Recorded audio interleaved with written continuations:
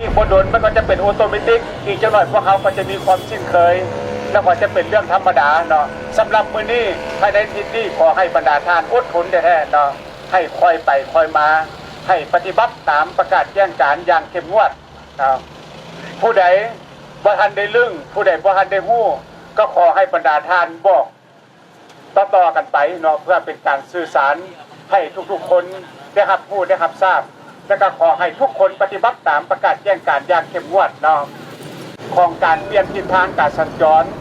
เนาะอาจจะเป็นเรื่องใหม่สำหรับบางคนเนาะบางคนก็ฮู้แล้วบางคนก็ยังบ่ได้ฮู้ฉะนั้นก็ขอให้บรรดาท่านบอกต่อๆกันไปให้เอาใจใส่ปฏิบัติตามประกาศแจ้งการ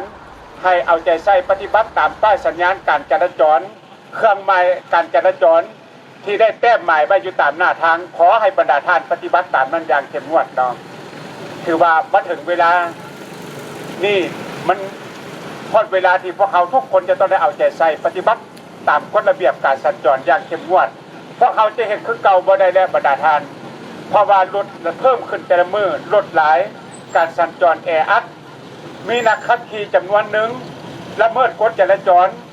เฮ็ดให้มีอุบัติเหตุรวดต่ำกันเกิดขึ้นในแต่ละวันเนาะอันนี้มันเป็นปัญหาที่นักหน่วงสำหรับทางการ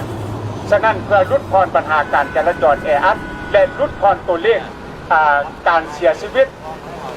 ที่เกิดมาจากอุบัติเหตุ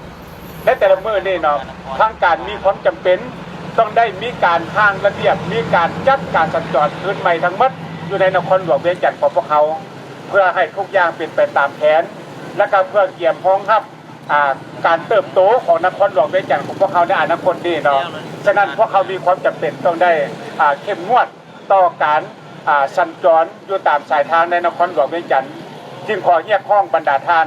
พ่อแม่พี่น้องให้เอาใจใส่ปฏิบัติตามประกาศแจ้งการอย่างเข้มงวดแท้ๆเนาะ